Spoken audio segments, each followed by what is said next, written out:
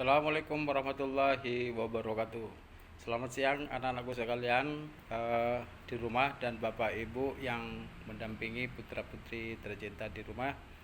Marilah kita lanjutkan pembelajaran hari ini, sesi kedua, jam ketiga, keempat, kelima, pembelajaran tematik, pembelajaran 2 subtema 2 PB kedua ya, di tema 8 tentang bagaimana bahwa tari-tarian itu bagian dari budaya-budaya yang juga berkembang mengikuti peradaban zaman yang semakin maju ini.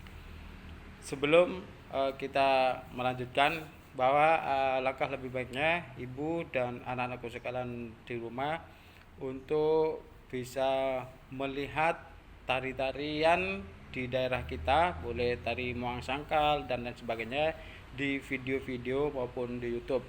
Kemudian setelah melihat tayangan tari-tarian yang diperagakan oleh penari yang tampil di YouTube, maka anak-anakku sekalian diminta untuk menjawab penjelasan soal-soal seperti yang tampak pada layar. Yang pertama, bagaimana formasi para penari saat melakukan gerak tari tersebut. Kemudian, bagaimana arah hadap gerak penari selama peragaan tari. Kemudian, bagaimana bentuk garis imajiner yang dilalui penari selama melakukan gerak tari.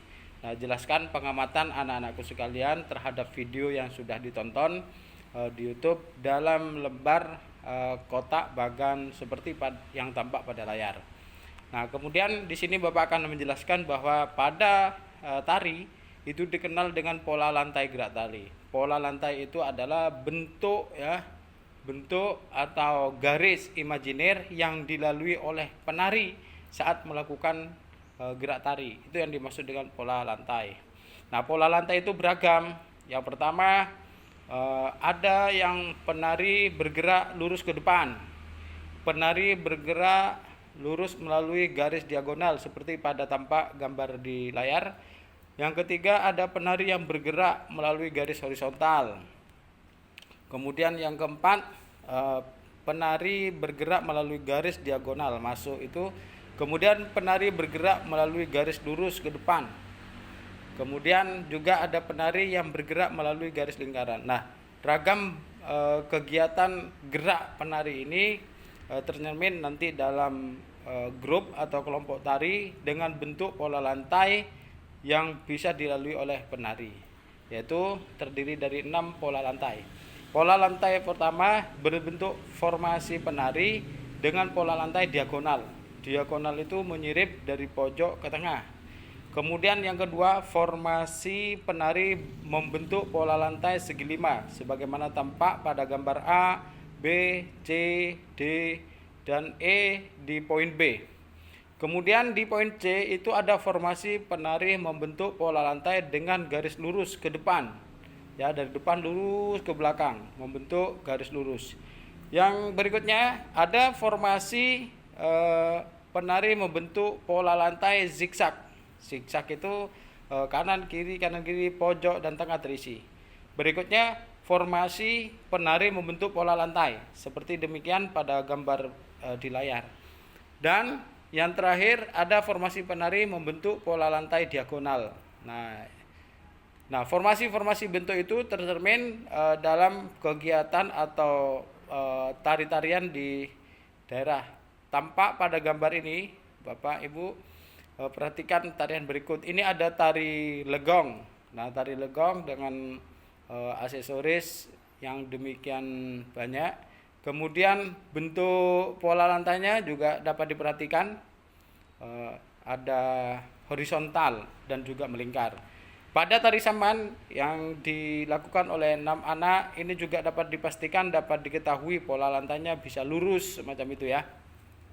Nah, berdasarkan pada teks pola lantai gerak tari di atas, itu silahkan kerjakan tugas-tugas berikut. Yang pertama, tuliskan kembali tentang pengertian pola lantai dengan menggunakan bahasa. Artinya, pengertian pola lantai tidak harus sama persis dengan kalimat pada teks. Boleh dimodifikasi dengan kalimat-kalimat anak sendiri. Nah, itu ya. perhatikan penggunaan bahasa, gunakan bahasa-bahasa yang baku, yang resmi. Kemudian yang kedua, gambarlah pola lantai yang terlihat dari gambar dua tarian pada teks di atas. Ini seperti yang saya sebutkan tadi, silakan pola lantai tari legong dan tari saman coba digambar dengan pensil atau dengan pensil warna di buku gambarlah atau di buku ya, gambarlah jenis pola lantainya atau bentuknya.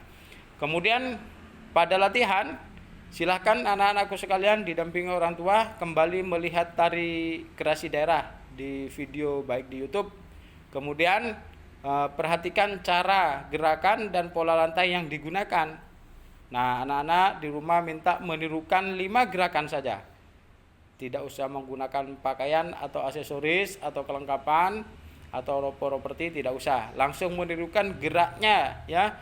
Minimal 5 gerakan tari. Nah, ini kalau bisa di video, kemudian gerakan tari yang dimaksud di video dan disetor menjadi tugas individu anak di grup WA tersebut. Setelah melihat, kemudian anak-anak diminta lagi untuk membuatkan pola lantai sesuai dengan gerakan tari yang kamu pelajari berdasarkan video di atas. Nah, yang perlu diperhatikan, gerak tari daerah itu dengan daerah yang lain itu berbeda, karakternya berbeda-beda, menyesuaikan dengan budaya yang ada di daerah tersebut. Misalnya kalau tari dari Bali itu karakternya lincah dengan gerakan yang patah-patah gitu ya. Sebaliknya kalau tarian daerah Solo itu cenderung karakternya lembut, halus, dan geraknya mengalir seperti alunan air, seperti aliran air yang tenang. Nah, itu saya harap Bapak Ibu di rumah bisa memahami tugas kita, anak-anak kita pada sesi yang kedua. Sebelum sesi terakhir nanti kita belajarkan lagi mengenai siklus air.